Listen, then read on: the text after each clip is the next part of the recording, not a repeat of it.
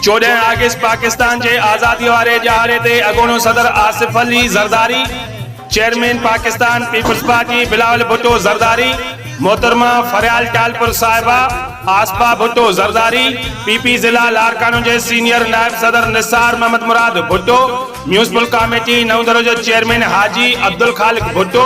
PP जिले लारकानो ए city नवदरो के ओहदेदारन समेत तमाम मोहबे वतन पाकिस्तान के जश्न आज़ादी जी मुबारकबाद पेश कर्यां थो।